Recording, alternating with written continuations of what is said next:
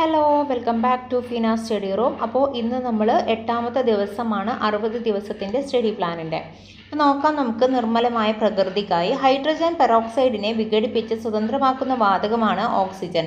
ജൈവാംശം കൂടുതലുള്ള മണ്ണിൽ hydrogen peroxide വേഗത്തിൽ വിഘടിക്കുന്നു. മണ്ണിലെ ജൈവാംശം തിരിച്ചറിയാനായി മണ്ണിലേക്ക് ഹൈഡ്രജൻ പെറോക്സൈഡ് ഒഴിച്ച് ഏറ്റവും കൂടുതൽ പതഞ്ഞു പോകുന്നത് ഏത് മണ്ണാണ് എന്ന് നിരീക്ഷിക്കുന്നു. ഹൈഡ്രജൻ പെറോക്സൈഡ് വിഘടിച്ച് സ്വതന്ത്രമാകുന്ന ഓക്സിജൻ പുറത്തു വരുന്നത് മൂലമാണ് പതഞ്ഞു പോകുന്നത്. ജൈവാംശം കൂടുതലുള്ള മണ്ണിൽ ഹൈഡ്രജൻ പെറോക്സൈഡ് വേഗത്തിൽ വിഘടിക്കുന്നു. എല്ലാ ജീവജാലങ്ങളും പ്രത്യക്ഷമായോ പരോക്ഷമായിട്ടോ മണ്ണ്, വായു, ജലം എന്നീ ഘടകങ്ങളെ ആശ്രയിക്കുന്നുണ്ട്. മണ്ണിലെത്തിയ ജൈവ അവശിഷ്ടങ്ങൾ ബാക്ടീരിയ, ഫംഗസ് തുടങ്ങിയ സൂക്ഷ്മജീവികളുടെ പ്രവർത്തന ഫലമായി മണ്ണിൽ വിഘടിച്ച് ചേരുന്നു. ജലലഭ്യത, ബാഷ്പീകരണ നിരക്കിലെ വ്യത്യാസം, ജലം സംഭരിച്ചു വയ്ക്കുവാനുള്ള ശേഷിയിലെ വ്യത്യാസം, ജലാംശത്തിൻ്റെ അളവിലെ വ്യത്യാസം എന്നിവ മണ്ണിലെ ജലാംശത്തിൽ വ്യത്യാസമുണ്ടാക്കാൻ കാരണമാകുന്നു. മണ്ണിനെ രണ്ടായി തരംതിരിക്കുന്നു: മേൽമണ്ണ്, അടിമണ്ണ്. മേൽമണ്ണ് അപേക്ഷിച്ച് അടിമണ്ണിൽ ജൈവാംശം വളരെ കുറവാണ്. ജൈവാംശം കൂടുതലുള്ള മണ്ണാണ് കൃഷിക്ക് യോജിച്ചത്. ജൈവാംശം കൂടുതലുള്ള മണ്ണിന് ജല ആഗിരണ ശേഷിയും കൂടുതലാണ്. എന്നാൽ മണൽ മണ്ണിന് ജൈവാംശം കുറവായതിനാൽ ജല ആഗിരണ ശേഷി കുറവാണ്. ഫംഗസ്, ബാക്ടീരിയ തുടങ്ങി സൂക്ഷ്മജീവികൾ മണ്ണിലുണ്ട്. അവർ ജൈവ വസ്തുക്കളെ വിഘടിപ്പിച്ച് മണ്ണിൻ്റെ ഫലപുഷ്ടി വർദ്ധിപ്പിക്കുന്നു. 45% ധാതുക്കൾ കാണപ്പെടുന്നു. മണ്ണിൽ വിഘടിച്ച് ചേരാത്ത വസ്തുക്കൾ മണ്ണിൻ്റെ സ്വാഭാവിക ഘടനയ്ക്ക് മാറ്റം വരുത്തുന്നു. ഇത്തരത്തിലുള്ള മണ്ണിന് ഒരുപാട് ദോഷങ്ങൾ ഉണ്ടാക്കുന്നു. പ്ലാസ്റ്റിക് മണ്ണിന് ദോഷമുണ്ടാക്കുന്ന ഒരു വസ്തുവിന് കാരണം പ്ലാസ്റ്റിക് വിഘടനത്തിന് വിധേയമാക്കുന്നില്ല. ഇനി രാസ കീടനാശിനികൾ കൃഷി നശിപ്പിക്കുന്ന കീടങ്ങളെ മാത്രമല്ല ഉപദ്രവകാരികൾ അല്ലാത്ത സൂക്ഷ്മജീവികളെയും നശിപ്പിക്കുന്നു. ജലം. ഭൂമിയിലെ ആകെ ജലത്തിൻ്റെ 96.5% സമുദ്രജലമാണ്. ശുദ്ധമായ ജലം 1% മാത്രമാണ്. ഗുണനിലവാരം അത് ഏത് ആവശ്യത്തിന് ഉപയോഗിക്കുന്നു എന്നതിനെ ആശ്രയിച്ചാണ് നിർണ്ണയിക്കുന്നത്. ഏറ്റവും ഉയർന്ന ഗുണനിലവാരം ആവശ്യമുള്ളത് കുടിവെള്ളത്തിനാണ്. ശുദ്ധമായ ജലത്തിൻ്റെ നിർവീര്യ സ്വഭാവമാണ് ഉള്ളത്. അതിന് ശുദ്ധജലത്തിൻ്റെ pH 7, കുടിവെള്ളത്തിനായിട്ട് ഉപയോഗിക്കുന്നത് 6.5 മുതൽ 7.5 വരെയുള്ള pH ഉള്ള വെള്ളമാണ്. രോഗകാരികളായ സൂക്ഷ്മജീവികൾ ജലത്തിൽ വളരാൻ ഇടയാവുകയും ആ ജലം കുടിക്കുകയും ചെയ്യുമ്പോൾ ഒരുപാട് രോഗങ്ങൾ പടരുന്നു. മലിനവസ്തുക്കളും മറ്റും മാലിന്യങ്ങൾ കുടിവെള്ളത്തിൽ കലർന്നതാണ് കുടിവെള്ളം മലിനീകരിക്കാനുള്ള ഒരു കാരണം. വെള്ളത്തിലൂടെ മനുഷ്യ ശരീരത്തിൽ എത്തുന്ന ഈക്കോളി ബാക്ടീരിയയുടെ സാന്നിധ്യം ഡയേറിയ എന്ന രോഗത്തിന് കാരണമാകുന്നു. ടൈഫോയിഡ്, കോളറ, ഡിസെൻട്രി, മഞ്ഞപ്പിത്തം തുടങ്ങിയ കുടിവെള്ളത്തിലൂടെ പകരുന്ന രോഗങ്ങളാണ്. ജലശുദ്ധീകരണശാലയിൽ ജലശുദ്ധീകരണത്തിനായിട്ട് ഉപയോഗിക്കുന്ന ഘട്ടങ്ങൾ: ജലം എയറേഷൻ വഴി കടത്തിവിട്ട് കൊയാഗുലേഷൻ വഴി ജലശുദ്ധീകരണശാലയിൽ ജലശുദ്ധീകരണത്തിനായിട്ട് ഉപയോഗിക്കുന്ന ഘട്ടങ്ങൾ: ജലം എയറേഷൻ വഴി കടത്തിവിട്ട് കൊയാഗുലേഷൻ ചെയ്ത് ക്ലാരിഫ്ലോക്കുലേറ്റർ വഴി ഫിൽറ്ററിലേക്ക് എത്തിച്ച് ക്ലോറിനേറ്റ് ചെയ്ത് ശുദ്ധജല സംഭരണിയിലേക്ക് എത്തിക്കുന്നു. ഇതിനെയാണ് ജലശുദ്ധീകരണം അല്ലേ. അപ്പം ഇനി അതിൻ്റെ ഘട്ടങ്ങൾ നോക്കാം. ആദ്യത്തേത് എയറേഷനാണ്. ജലം വായുവുമായിട്ട് കലർത്തുന്ന പ്രവർത്തനമാണ് ഇവിടെ നടക്കുന്നത്. ഇതുമൂലം ജലത്തിൻ്റെ ഓക്സിജൻ്റെ അളവ് വർദ്ധിക്കുന്നു. ഇനി രണ്ടാമത്തെ ഘട്ടമാണ് കൊയാഗുലേഷൻ. ജലശുദ്ധീകരണശാലയിൽ നടക്കുന്ന പ്രവർത്തനങ്ങളിൽ പ്രധാനപ്പെട്ട ഘട്ടമാണിത്. ജലത്തിൽ കലർന്നു കിടക്കുന്ന ഖരപദാർത്ഥങ്ങളെ അലിയിക്കുന്നു. അതിനുവേണ്ടി ആലം ചേർക്കുന്നു. ആലം ചേർക്കുമ്പോൾ ജലത്തിൻ്റെ pH മൂല്യം കുറയുന്നു. pH മൂല്യം ക്രമീകരിക്കുന്നതിനായിട്ട് കുമ്മായം ചേർക്കുന്നു. ഇനി ഘട്ടം 3 ക്ലാരിഫ്ലോക്കുലേഷൻ. മാലിന്യങ്ങൾ അടിഞ്ഞ ശേഷം തെളിഞ്ഞ വെള്ളം ഫിൽറ്ററിലേക്ക് കടത്തിവിടുന്ന ഘട്ടമാണ്. ഇനി നാലാമത്തെ ഘട്ടം ഫിൽറ്ററേഷനാണ്. അടിയാതെ കിടക്കുന്ന മാലിന്യങ്ങളെ ഫിൽറ്ററിൽ വെച്ച് നീക്കം ചെയ്യുന്നു. മുകളിൽ മണലും അടിയിൽ വലിപ്പം കൂടിയ കല്ലുകളുമാണ് ഫിൽറ്റർ യൂണിറ്റിൽ ഉപയോഗിക്കുന്നത്. ഘട്ടം 5 ക്ലോറിനേഷൻ. ഫിൽറ്റർ ചെയ്തു വരുന്ന ജലത്തെ അണുവിമുക്തമാക്കാൻ വാതകമോ ബ്ലീച്ചിങ് പൗഡറോ ഉപയോഗിക്കുന്നു. ആറാമത്തെ ഘട്ടമാണ് ശുദ്ധീകരിച്ച ശേഷം ജലം ശുദ്ധജല സംഭരണിയിൽ ശേഖരിക്കുന്നു. വീടുകളിൽ ഉപയോഗിക്കുന്ന വാട്ടർ പ്യൂരിഫയറുകളിൽ ശുദ്ധീകരണത്തിനായിട്ട് ഫിൽറ്റർ യൂണിറ്റും അൾട്രാവയലറ്റ് രശ്മികളും കടത്തിവിടുന്നു. അന്തരീക്ഷ വായുവിൽ ഏറ്റവും കൂടുതൽ വരുമാനം നൈട്രജനാണ്, 78%. അന്തരീക്ഷ വായുവിലെ സ്വാഭാവിക ഘടകങ്ങളുടെ അളവ് വ്യത്യാസപ്പെടുകയോ കലയോ ചെയ്യുമ്പോൾ മലിനീകരണം ഗുരുതരമായ ആരോഗ്യ പ്രശ്നങ്ങൾ സൃഷ്ടിക്കുന്നു. അപ്പോൾ ഇത്രയുമാണ് ഈ ഒരു ചാപ്റ്ററിനകത്ത് നമുക്ക് പഠിക്കാനുള്ളത്. അടുത്ത ചാപ്റ്റർ നോക്കാം. വീണ്ടെടുക്കാം വിളനിലങ്ങൾ എന്ന ചാപ്റ്ററാണ്. 8ാം ക്ലാസ്സിലെ 3ാമത്തെ ചാപ്റ്ററാണ്. നോക്കാം. സസ്യത്തിൻ്റെ വളർച്ചയ്ക്ക് വിവിധങ്ങളായ 20ഓളം മൂലകങ്ങൾ ആവശ്യമാണ്. ഇവയെ ആവശ്യ മൂലകങ്ങൾ എന്ന് പറയുന്നു. Carbon, hydrogen, oxygen, nitrogen, phosphorus, potassium, sulphur എന്നിവയാണ്. മണ്ണിൻ്റെ pH മൂല്യവും സസ്യവളർച്ചയെ സ്വാധീനിക്കുന്ന ഒരു പ്രധാന ഘടകമാണ്. വളം തരുന്ന ജീവാണുക്കൾ. മണ്ണിൻ്റെ ഫലപുഷ്ടി വർദ്ധിപ്പിക്കാൻ സഹായിക്കുന്ന സൂക്ഷ്മജീവികൾ അടങ്ങിയ പദാർത്ഥങ്ങളാണ് ജീവാണുവളങ്ങൾ. മണ്ണിൻ്റെ നൈട്രജൻ്റെ അളവ് കൂട്ടുന്നതിനായിട്ട് റൈസോബിയം, അസറ്റോബാക്ടർ, അസോസ്പെറിലം തുടങ്ങിയ ബാക്ടീരിയകളെയും അസോള എന്ന ജലസസ്യത്തെയും ഉപയോഗിക്കാം. കന്നുകാലി പരിപാലനം. കന്നുകാലികളെ പാലിനും മാംസ്യത്തിനും കാർഷികാവശ്യത്തിനും വേണ്ടി പരിപാലിക്കുന്നു. പ്രധാന കന്നുകാലി ഇനങ്ങൾ പശു, ജേഴ്സി, ഹോൾസ്റ്റീൻ, ഫ്രിഷ്യൻ, വെച്ചൂർ. എരുമ, മുറ, നീലരവി, ബദാവരി. ആട്, തലശ്ശേരി, ജംനാപ്യാരി, ബോയർ. പക്ഷി പരിപാലനം. മുട്ടയ്ക്കും മാംസത്തിനും വേണ്ടി പക്ഷികളെ വളർത്തുന്നു. കോഴി ഇനങ്ങൾ അതുല്യ, ഗ്രാമലക്ഷ്മി, വൈറ്റ് ലഗോൺ. താറാവ് ഇനങ്ങൾ മസ്കവി, ചാര, ചെമ്പല്ലി. കാട ഇനങ്ങൾ ജപ്പാനീസ്, ബോബ് വൈറ്റ്. സെറികൾച്ചർ. സ്വാഭാവിക പട്ടിൻ്റെ നിർമ്മാണത്തിനായിട്ട് പട്ടുനൂൽ പുഴുക്കളെ വളർത്തുന്നതിനെ സെറികൾച്ചർ എന്ന് പറയുന്നു. പട്ടുനൂൽ ശലഭ ലാർവയുടെ പ്രത്യേക ഗ്രന്ഥികളിൽ നിന്നാണ് പട്ടുനൂൽ ഉണ്ടാകുന്നത്. മൾബറി പട്ടുനൂൽ പുഴു, ടെസർ പട്ടുനൂൽ പുഴു, മുഖ പട്ടുനൂൽ പുഴു എന്നിവയാണ് പ്രധാന ഇനങ്ങൾ. പിസികൾച്ചർ. പ്രകൃതിദത്ത ജലാശയങ്ങളും വയലുകളും കൃത്രിമ ടാങ്കുകളിലും ശാസ്ത്രീയമായ രീതിയിൽ മത്സ്യം വളർത്തുന്നതിനെയാണ് പിസികൾച്ചർ എന്ന് പറയുന്നത്. ഭക്ഷ്യ ആവശ്യത്തിനായിട്ട് കരിമീൻ, രോഹു, കട്ല എന്നിവയെയും അലങ്കാര മത്സ്യങ്ങളായി ഗോൾഡ് ഫിഷ്, ഗപ്പി മുതലായവയും വളർത്തുന്നു. ഫ്ലോറികൾച്ചർ. വ്യാവസായിക അടിസ്ഥാനത്തിൽ പൂക്കൾ വളർത്തുന്ന കൃഷിരീതിയാണ്. മുല്ല, ചെണ്ടുമല്ലി, ജമന്തി, ഓർക്കിഡ്, ആന്തൂറിയം എന്നിവ വിപണന സാധ്യതയുള്ള പൂക്കളാണ്. എപ്പികൾച്ചർ. ശാസ്ത്രീയമായ തേനീച്ച വളർത്തൽ. കോലൻ, മെല്ലിഫെറ, ഞൊടിയൻ ഇനങ്ങളിൽപ്പെട്ട തേനീച്ചകളാണ് സാധാരണയായിട്ട് വളർത്തുന്നത്. ക്യൂണികൾച്ചർ. ശാസ്ത്രീയമായി മുയലുകളെ വളർത്തുന്നതാണ് ക്യൂണികൾച്ചർ. ഗ്രേ ജയന്റ്, വൈറ്റ് ജയന്റ് എന്നീ ഇനങ്ങളെ വളർത്തുന്നു. Mushroom culture. ശാസ്ത്രീയമായ കൂൺ വളർത്തൽ ആണ്.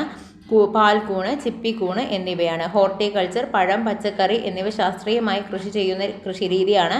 ലിച്ചി, റംബൂട്ടാൻ, ഡൂറിയാൻ തുടങ്ങിയ അന്യദേശ പഴങ്ങളും നമ്മുടെ നാട്ടിൽ കൃഷി ചെയ്യുന്നുണ്ട്. Poly house. പോളിത്തീൻ പോലുള്ള സുതാര്യമായ ഷീറ്റ് കൊണ്ട് കൃഷിസ്ഥലം പൂർണ്ണമായോ ഭാഗികമായോ മറച്ചു നിർമ്മിക്കുന്ന പ്രത്യേക സംവിധാനമാണ് പോളി ഹൗസ്. പോളി ഹൗസ് താപനിലയും ഈർപ്പവും സ്ഥിരമായി ക്രമീകരിക്കുന്നതിന് സസ്യവളർച്ചയ്ക്ക് വേഗത്തിലാകും.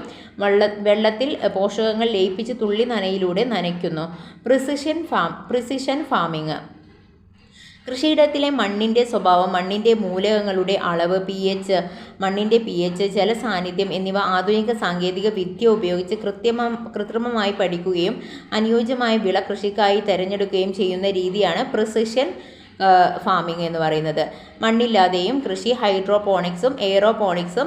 ചെടികളെ പോഷക ലായനിയിൽ വളർത്തുന്ന രീതിയാണ് ഹൈഡ്രോപോണിക്സ്. വേരുകൾ വായുവിലേക്ക് വളർന്നിറങ്ങുന്ന രീതിയിൽ സസ്യങ്ങളെ വളർത്തി പോഷകങ്ങൾ വേരുകളിലേക്ക് നേരിട്ട് സ്പ്രേ ചെയ്ത് കൊടുക്കുന്ന രീതിയാണ് എയറോപോണിക്സ്. ജീവി എയറോപോണിക്സ്. അപ്പോൾ ഇനി അടുത്ത ചാപ്റ്റർ നോക്കാം. അടുത്ത ചാപ്റ്റർ കേരളം, മണ്ണും മഴയും മനുഷ്യനും. ഇത് ഏത് ക്ലാസ്സിലെയാണ്?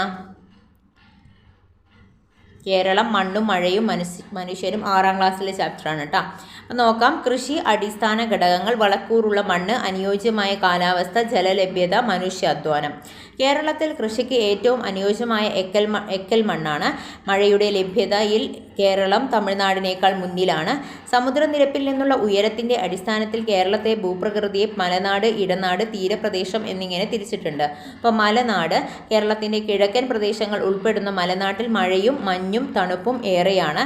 സമുദ്രനിരപ്പിൽ നിന്നും വളരെ ഉയരത്തിൽ സ്ഥിതി ചെയ്യുന്ന സഹ്യപർവ്വത നിരയുടെ ഭാഗമാണ്. ഇവിടെ കൃഷി ചെയ്യുന്ന ഏലം, തേയില എന്നിവയുടെ കൃഷിക്കാവശ്യമായ ഭൂമിശാസ്ത്ര ഘടകങ്ങൾ. താപനില 30 ഡിഗ്രി സെൽഷ്യസിൽ താഴെയാണ്. ധാരാളമായി ലഭിക്കുന്ന മഴയുണ്ട്. നീർവാഴ്ചയുള്ള മണ്ണ്. ജോൺ ജോസഫ് മർഫി നോക്കാം. അയർലൻഡ് സ്വദേശിയായിട്ടുള്ള അദ്ദേഹം ഇന്ത്യയിലെ റബ്ബർ കൃഷിയുടെ പിതാവാണെന്ന് അറിയപ്പെടുന്നു. പെരിയാറിൻ്റെ തീരത്ത് ആലുവയ്ക്ക് അടുത്തായിട്ട് 1902 റബ്ബർ കൃഷി തുടങ്ങി. കോട്ടയം ജില്ലയിലെ മുണ്ടക്കയത്തിനടുത്ത് ഏന്തയാറിൽ വാണിജ്യാടിസ്ഥാനത്തിൽ റബ്ബർ കൃഷി ആരംഭിച്ചു. ഇനി ഇടനാടാണ്. തീരപ്രദേശത്തിനും മലനാടിനും ഇടയിലാണ് ഇടനാട്. കേരളത്തിലെ ഏറ്റവും അധികം വിള വൈവിധ്യമുള്ള പ്രദേശമാണ്. ഭക്ഷ്യധാന്യങ്ങൾ, പച്ചക്കറികൾ, കിഴങ്ങ് വർഗ്ഗങ്ങൾ എന്നിവയാണ്. ലാറ്ററൈറ്റ് മണ്ണിൻ്റെയും നദീതട എക്കൽ മണ്ണിൻ്റെയും കനത്ത ആവരണം ഇടനാട്ടിലെ വിള വൈവിധ്യത്തിന് കാരണം. കേരളത്തിലെ പ്രധാന വാണിജ്യ വിളയാണ് റബ്ബർ. 20-ാം നൂറ്റാണ്ടിൻ്റെ ആദ്യപാദത്തിലാണ് കേരളത്തിൽ റബ്ബർ കൃഷി ആരംഭിച്ചത്. മരച്ചീനി, കാച്ചിൽ, ചേന, കിഴങ്ങ് വർഗ്ഗങ്ങളും പച്ചക്കറികളും, ഏത്തവാഴ കൃഷി തുടങ്ങിയവയാണ് പ്രധാന കാർഷിക വിളകൾ. തീരപ്രദേശം. സമുദ്രനിരപ്പിൽ നിന്നും അധികം ഉയരമില്ലാത്ത പ്രദേശമാണ് തീരപ്രദേശം. നെൽകൃഷി, തെങ്ങ് കൃഷി തുടങ്ങിയവയാണ് പ്രധാന കാർഷിക വിളകൾ. ഹൈഡ്രോപോണിക്സ്. സസ്യവളർച്ചയ്ക്ക് ആവശ്യമായിട്ടുള്ള ധാതു ലവണങ്ങൾ വെള്ളത്തിൽ അലിയിച്ച് നൽകുകയാണ്. അവിടെ വേരുകൾ പടരാൻ തൊണ്ട്, ചരൽ തുടങ്ങിയ വസ്തുക്കൾ നൽകാവുന്നതാണ്. Vertical net farming. മുളയിലോ കമ്പുകളിലോ വില കുറഞ്ഞ വല കുത്തനെ വലിച്ചു കെട്ടി ഈ കൃഷിരീതി നടപ്പിലാക്കുന്നത്. ഹരിതഗൃഹ കൃഷി. കൊടും തണുപ്പുള്ള ഇടങ്ങളിൽ വിളകൾ നശിച്ചു പോകാതിരിക്കാൻ സ്ഫടിക മേൽക്കൂരയുള്ള മുറികളിൽ അവയെ വളർത്തുന്ന രീതിയാണ്. കൃത്യത കൃഷി. ഓരോ പ്രദേശത്തെയും മണ്ണിനും വിളയ്ക്കും ഓരോ സമയത്തും ആവശ്യമായ പരിചരണം, വെള്ളം, വളം എന്നിവ കൃത്യമായ അളവിൽ നൽകുന്ന കൃഷിരീതിയാണ്. പച്ചക്കറി കൃഷിക്ക് അനുയോജ്യമായിട്ടുള്ള നിർവാചയും സൂര്യപ്രകാശവും ലഭിക്കുന്നത് ഏത് സ്ഥലവും കൃത്യത കൃഷിക്ക് പ്രയോജനപ്പെടുത്താം. ഫെർട്ടിഗേഷൻ. വെള്ളവും വളവും കണികാരൂപത്തിൽ ട്രിപ്പുകളിലൂടെ നൽകുന്ന രീതിയാണിത്. പൂർണ്ണമായും വെള്ളത്തിൽ ലയിക്കുന്ന രാസവളങ്ങൾ ഉപയോഗിക്കുന്നത് കൊണ്ട് ചെടികൾ അവ വേഗത്തിൽ വലിച്ചെടുക്കുവാൻ കഴിയും. ജനങ്ങളെ കൃഷി ചെയ്യാൻ പ്രോത്സാഹിപ്പിക്കുന്ന സർക്കാരിൻ്റെ സ്കീമാണ് vegetable and fruit promotion council Kerala. Vegetable and fruit promotion council Kerala. പഴങ്ങൾ, പച്ചക്കറികൾ, സുഗന്ധവിളകൾ, ഔഷധ സസ്യങ്ങൾ എന്നിവയുടെ കൃഷി പ്രോത്സാഹിപ്പിക്കുക എന്ന ലക്ഷ്യത്തോടെയാണ് സംസ്ഥാനം ഹോർട്ടികൾച്ചർ മിഷൻ പ്രവർത്തിക്കുന്നത്. തേനീച്ച വളർത്തൽ പ്രോത്സാഹിപ്പിക്കുക എന്നതും ഈ മിഷൻ്റെ ലക്ഷ്യമാണ്. അടുത്ത ചാപ്റ്റർ നോക്കാം. സ്റ്റാൻഡേർഡ് 10 ചാപ്റ്ററാണ് കേട്ടോ. അത് ലോകം 20-ാം നൂറ്റാണ്ടിൽ എന്നുള്ള ചാപ്റ്ററാണ്. നോക്കാം നമുക്ക്. 10ാം ക്ലാസ്സിലെ 2ാമത്തെ ചാപ്റ്ററാണ്. വ്യാവസായിക വിപ്ലവത്തിന് തുടക്കം കുറിച്ച രാജ്യം ഏതാണ്? അത് ഇംഗ്ലണ്ടാണ്. 18-ാം നൂറ്റാണ്ടിലാണ് വ്യാവസായിക വിപ്ലവം അല്ലേ. ലാഭം ലക്ഷ്യമാക്കി ഉൽപ്പാദനവും വിതരണവും സ്വകാര്യ വ്യക്തികൾ നിയന്ത്രിച്ചിരുന്ന സമ്പദ് വ്യവസ്ഥയാണ് മുതലാളിത്ത സമ്പദ് വ്യവസ്ഥ. ഒരു രാജ്യം മറ്റൊരു രാജ്യത്തിന് മേൽ സ്ഥാപിക്കുന്ന രാഷ്ട്രീയ, സാമ്പത്തിക, സാംസ്കാരിക ആധിപത്യം സാമ്രാജ്യത്വമാണ്. ഒന്നാം ലോക മഹായുദ്ധ കാലഘട്ടം എന്ന് പറയുന്നത് 1914 to 18 ഒന്നാം ലോക മഹായുദ്ധത്തിന് കാരണം സാമ്രാജ്യത്വ ശക്തികൾ തമ്മിലുള്ള തർക്കമാണ്. ഒന്നാം ലോക മഹായുദ്ധത്തിൽ ഏറ്റുമുട്ടിയ സൈനിക സഖ്യങ്ങളാണ് ത്രികക്ഷി സഖ്യവും ത്രികക്ഷി സൗഹാർദ്ദവും. ത്രികക്ഷി സഖ്യത്തിൽ ഉൾപ്പെട്ട രാജ്യങ്ങൾ ജർമ്മനി, ഓസ്ട്രിയ, ഹംഗറി, ഇറ്റലി. ത്രികക്ഷി സൗഹാർദ്ദത്തിൽ ഉൾപ്പെട്ട രാജ്യങ്ങളാണ് ഇംഗ്ലണ്ട്, ഫ്രാൻസ്, റഷ്യ. മറ്റ് രാജ്യങ്ങളും അവരുടെ കൈവശമുള്ള പ്രദേശങ്ങളെയും കീഴടക്കാനായിട്ട് യൂറോപ്യൻ രാജ്യങ്ങൾ ദേശീയത ഉപയോഗിച്ചത് തീവ്രദേശീയതയിൽ അധിഷ്ഠിതമായിട്ടുള്ള രൂപീകരിക്കപ്പെട്ട പ്രസ്ഥാനങ്ങളാണ് പാൻ സ്ലാവ് പ്രസ്ഥാനം, പാൻ ജർമ്മൻ പ്രസ്ഥാനം, പ്രതികാര പ്രസ്ഥാനം. കിഴക്കൻ യൂറോപ്പിലെ സെർബിയ, ബൾഗേറിയ, ഗ്രീസ് തുടങ്ങിയ രാജ്യങ്ങളിലെ സ്ലാവ് വംശജരെ ഏകീകരിക്കുന്നതിന് റഷ്യയുടെ സഹായത്തോടെ രൂപീകരിക്കപ്പെട്ട പ്രസ്ഥാനമാണ് പാൻ സ്ലാവ് പ്രസ്ഥാനം. മധ്യ യൂറോപ്പിലും ബാൽക്കൻ മേഖലകളിലും സ്വാധീനം ഉറപ്പാക്കുന്നതിനായി ട്യൂട്ടോറിക് വർഗ്ഗക്കാരെ ഉപയോഗിക്കുന്നതിന് ജർമ്മനിയുടെ നേതൃത്വത്തിൽ ആരംഭിച്ച പ്രസ്ഥാനമാണ് പാൻ ജർമ്മൻ പ്രസ്ഥാനം. 1871 ജർമ്മനി ഫ്രാൻസിൻ്റെ പക്കൽ നിന്നും കൈവശപ്പെടുത്തിയ അൽസൈസ്, ലൊറൈൻ എന്നീ പ്രദേശങ്ങൾ തിരികെ പിടിക്കുന്നതിനായിട്ട് ഫ്രാൻസിൻ്റെ നേതൃത്വത്തിൽ ആരംഭിച്ച പ്രസ്ഥാനമാണ് പ്രതികരണ പ്രസ്ഥാനം. ഇനി മൊറോക്കൻ പ്രതിസന്ധി നോക്കാം. മൊറോക്കൻ പ്രതിസന്ധി ഒപ്പിട്ട രാജ്യങ്ങൾ ബ്രിട്ടനും ഫ്രാൻസുമാണ്. 1904 ആഫ്രിക്കൻ രാജ്യമായ മൊറോക്കോയിൽ ഫ്രാൻസിൻ്റെ ആധിപത്യം ബ്രിട്ടൻ അംഗീകരിച്ച രഹസ്യസന്ധി മൊറോക്കൻ പ്രതിസന്ധി. മൊറോക്കൻ പ്രതിസന്ധി അംഗീകരിക്കാത്ത രാജ്യമാണ് ജർമ്മനി യുദ്ധക്കപ്പലുകൾ അയച്ച മൊറോക്കൻ തുറമുഖം അഗഡീറാണ്. ബാൾക്കൻ പ്രതിസന്ധി. ബാൾക്കൻ സഖ്യത്തിൽ ഉൾപ്പെട്ടിരുന്ന രാജ്യങ്ങൾ സെർബിയ, ഗ്രീസ്, മണ്ടിനീഗ്രോ, ബൾഗേറിയ. ബാൾക്കൻ സഖ്യം തുർക്കിയെ പരാജയപ്പെടുത്തിയ വർഷം 1912. ഓട്ടോമാൻ തുർക്കികളുടെ സാമ്രാജ്യത്തിൻ്റെ ഭാഗമായിരുന്ന മേഖലയാണ് ബാൾക്കൻ മേഖല. യുദ്ധത്തിൻ്റെ നേട്ടങ്ങൾ പങ്കെടുത്തവർ ബാൾക്കൻ സഖ്യത്തിലെ രാഷ്ട്രങ്ങൾ തമ്മിൽ അഭിപ്രായ വ്യത്യാസം ഉണ്ടാവുകയും ചെയ്തു. ബാൾക്കൻ പ്രദേശത്ത് ആധിപത്യം ഉറപ്പിക്കാൻ സെർബിയയെ സഹായിച്ച രാജ്യം റഷ്യയാണ്. ബാൾക്കൻ പ്രദേശത്ത് ആധിപത്യം ഉറപ്പിക്കാൻ ആസ്ട്രിയയെ സഹായിച്ച രാജ്യം ജർമ്മനിയാണ്. 1914 ജൂണിൽ ആസ്ട്രിയയിൽ കിരീടാവകാശിയായ ഫ്രാൻസിസ് ഫെർഡിനൻഡിൻ്റെ ബോസ്നിയൻ തലസ്ഥാനമായിട്ടുള്ള സറാവോയിൽ വെച്ച് വെടിവെച്ച് കൊന്ന സെർബിയൻ യുവാവ് ഗാവ്ലോ പ്രിൻസപ്പ്. ആസ്ട്രിയ സെർബിയക്കുമേൽ യുദ്ധം പ്രഖ്യാപിച്ച വർഷം 1914 ജൂലൈ 28. ഒന്നാം ലോക മഹായുദ്ധത്തെ തുടർന്ന് ലോകസമാധാനം സംരക്ഷിക്കുന്നതിനായിട്ട് രൂപം കൊണ്ട സംഘടന ലീഗ് ഓഫ് നാഷൻസ്, സർവ്വരാഷ്ട്ര സഖ്യം. ഒന്നാം ലോക മഹായുദ്ധത്തിൽ ഫ്രഞ്ച് തടവുകാരുടെ കഥ പറയുന്ന ചലച്ചിത്രം ഗ്രാൻഡ് ഇല്യൂഷൻ, സംവിധാനം യാങ് റെന്വോ. ഒന്നാം ലോക മഹായുദ്ധത്തിൻ്റെ ദൃശ്യാവിഷ്കാരങ്ങൾ, ചിത്രങ്ങൾ All Quiet on the Western Front, സംവിധായകൻ Lewis Milestone. Path of Glory, സംവിധായകൻ സ്റ്റാൻലി കുബ്രിക് ആണ്. ഒന്നാം ലോക മഹായുദ്ധത്തിൽ വിജയിച്ച ബ്രിട്ടൻ്റെയും ഫ്രാൻസിൻ്റെയും നേതൃത്വത്തിലുള്ള സഖ്യം ജർമ്മനിയുമായി ഒപ്പുവെച്ച സന്ധിയാണ് വേഴ്സായ് സന്ധി 1919. 1929 ലോകത്തെ ആകെ ബാധിച്ച സാമ്പത്തിക മാന്ദ്യം ആവിർഭവിച്ച രാജ്യം അമേരിക്കയാണ്. 1929 ഒക്ടോബർ 24 ന്യൂയോർക്ക് ഓഹരി കമ്പോളത്തിലുണ്ടായിരുന്ന തകർച്ച കറുത്ത വ്യാഴാഴ്ച. ഒന്നാം ലോക മഹായുദ്ധാനന്തരം ചില യൂറോപ്യൻ രാജ്യങ്ങളിൽ അധികാരത്തിൽ വന്ന സ്വേച്ഛാധിപത്യ ഭരണത്തെക്കുറിച്ച് പ്രതിപാദിക്കുന്ന ചാർലി ചാപ്ലിൻ്റെ സിനിമ ദ ഗ്രേറ്റ് ഡിക്റ്റേറ്റർ. ഒന്നാം ലോക മഹായുദ്ധത്തെ തുടർന്നുണ്ടായ രാഷ്ട്രീയ സാമ്പത്തിക അനിശ്ചിതത്വത്തെ ചൂഷണം ചെയ്ത് അംഗീകാരം നേടിയ രണ്ട് ആശയങ്ങൾ ഫാസിസം ഇറ്റലി, നാസിസം ജർമ്മനി. ഫാസിസം എന്ന വാക്ക് രൂപം കൊണ്ടത് ലാറ്റിൻ ഭാഷയിൽ നിന്നാണ്. ഫാസിസം എന്ന വാക്കിൻ്റെ അർത്ഥം ഒരു കെട്ടുദണ്ടും അതിനു മുകളിൽ ഒരു മഴുവും. ഇറ്റാലിയൻ ഫാസിസത്തിൻ്റെ നേതൃത്വം കൊടുത്തത് ബെനിറ്റോ മുസോളിനിയാണ്. മുസോളിനിയുടെ സൈനിക വിഭാഗം കരിങ്കുപ്പായക്കാർ. ഇറ്റലിയിലെ പ്രമുഖ സോഷ്യലിസ്റ്റ് ചിന്തകനാണ് മെറ്റിയോറ്റി. ഒന്നാം ലോക മഹായുദ്ധം അവസാനിക്കുമ്പോൾ മറുപക്ഷത്തേക്ക് കൂറുമാറിയ ത്രികക്ഷി സഖ്യത്തിലെ രാജ്യം ഇറ്റലിയാണ്. ജർമ്മനിയിലെ നാസിസത്തിന് നേതൃത്വം കൊടുത്തത് ഹിറ്റ്ലറാണ്. പുരുഷന് യുദ്ധം, സ്ത്രീക്ക് മാതൃത്വം എന്നതുപോലെയാണ് മുസോളിനി. അവർ ആദ്യം വന്നത് സോഷ്യലിസ്റ്റുകളെ തേടിയായിരുന്നു. ഞാനൊരു സോഷ്യലിസ്റ്റ് അല്ലാത്തത് കൊണ്ട് ഇപ്പോൾ പ്രതിഷേധിച്ചില്ല, പാസ്റ്റർ മാർട്ടിൻ നിമോളയർ പറഞ്ഞിട്ടുള്ളതാണ്. ഇനി ജൂതന്മാരുടെ പ്രത്യേകം തയ്യാറാക്കിയ കോൺസെൻട്രേഷൻ ക്യാമ്പുകളിൽ വെച്ച് ഹിറ്റ്ലർ കൂട്ടക്കൊല ചെയ്ത് അറിയപ്പെടുന്നത് ഹോളോകാസ്റ്റ്. ഹോളോകാസ്റ്റിനായി ഹിറ്റ്ലർ രൂപം കൊടുത്തിയ സൈന്യം തവിട്ടുകുപ്പായക്കാർ. ഹിറ്റ്ലറുടെ രഹസ്യ സംഘം ഗസ്റ്റപ്പോ. കോൺസെൻട്രേഷൻ ക്യാമ്പുകളെക്കുറിച്ചും ജൂതവേട്ടയുടെ അനുഭവ വിവരണങ്ങളുടെയും ലോക ശ്രദ്ധ നേടിയ പുസ്തകം ആൻ ഫ്രാങ്കിൻ്റെ ഡയറി കുറിപ്പുകൾ. ആൻ ഫ്രാങ്കും സഹോദരിയും തടവിലാക്കപ്പെട്ട നാസി ക്യാമ്പ് ഔഷ്വിറ്റ്സ്, പോളണ്ട്. ജർമ്മനിയിലെ ദേശീയ കക്ഷിയിൽ അംഗത്വമുണ്ടായിരുന്ന ഏക വിദേശിയൻ ചെമ്പകരാമൻ പിള്ള. കാബൂൾ ആസ്ഥാനമാക്കി രാജ മഹേന്ദ്ര പ്രതാപ് സ്ഥാപിച്ച ഒന്നാമത്തെ സ്വതന്ത്ര ഭാരത സർക്കാരിൻ്റെ വിദേശകാര്യ മന്ത്രിയായിരുന്ന മലയാളി ചെമ്പകരാമൻ പിള്ള. രണ്ടാം ലോക മഹായുദ്ധം കാലഘട്ടം 1939-45.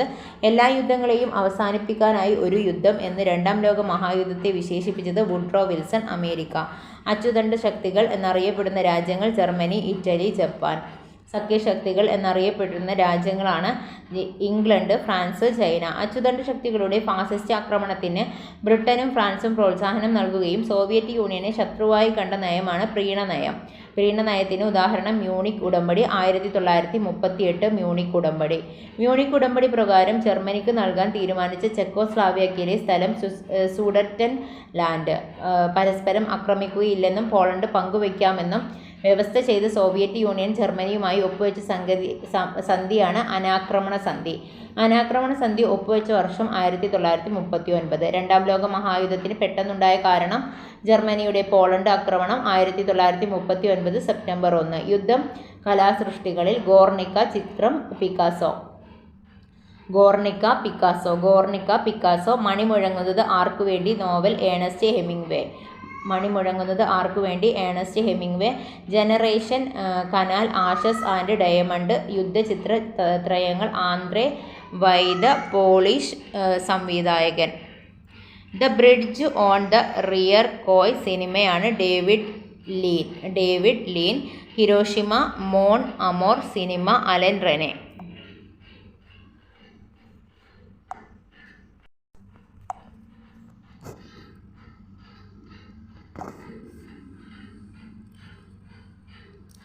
ഷിൻഡ്ലേഴ്സ് ലിസ്റ്റ് സിനിമയാണ് Steven Spielberg. The great dictator സിനിമ ചാർലി ചാപ്ലിൻ. സഖ്യകക്ഷികൾ ജർമ്മനിക്കെതിരായിട്ട് യുദ്ധം പ്രഖ്യാപിച്ച ദിവസം 1939 സെപ്റ്റംബർ 3. ഏതൊക്കെ രാജ്യങ്ങളുടെ കടന്നുവരവാണ് രണ്ടാം ലോക മഹായുദ്ധത്തിന് ഗതി മാറ്റിയത്? Soviet union, America. ജപ്പാനെ കീഴടക്കാൻ ട്രാൻസ് സൈബീരിയയിലൂടെ സൈനിക നീക്കം നടത്തിയ രാജ്യം സോവിയറ്റ് യൂണിയൻ. ഹവായ് ദ്വീപിലെ അമേരിക്കൻ നാവിക കേന്ദ്രമായ പോൾ ഹാർബർ ജപ്പാൻ ആക്രമിച്ച വർഷം 1941. അമേരിക്ക ജപ്പാനിലെ ഹിരോഷിമയിൽ ബോംബ് വർഷിച്ചത് 1945 ഓഗസ്റ്റ് 6. ഹിരോഷിമയിൽ വർഷിച്ച ബോംബ് ലിറ്റിൽ ബോയ് ആണ്. അമേരിക്ക ജപ്പാനിലെ നാഗസാക്കിയിലും ബോംബ് വർഷിച്ചത് 1945 ഓഗസ്റ്റ് 9. നാഗസാക്കിയിൽ വർഷിച്ച ബോംബ് ഫാറ്റ്മാൻ ആണ്. ഹിരോഷിമ നാഗസാക്കി ദുരന്തം പേരി ജീവിക്കുന്ന മനുഷ്യർ ഹിബാക്കുഷകൾ. ഹിരോഷിമയിലെ ബോംബ് വർഷത്തിൻ്റെ ഫലമായി ഉണ്ടാകുന്ന അണുവികിരണത്തിൻ്റെ ഇരയായ ബാലികയാണ് സഡാക്കോ സസുക്കി.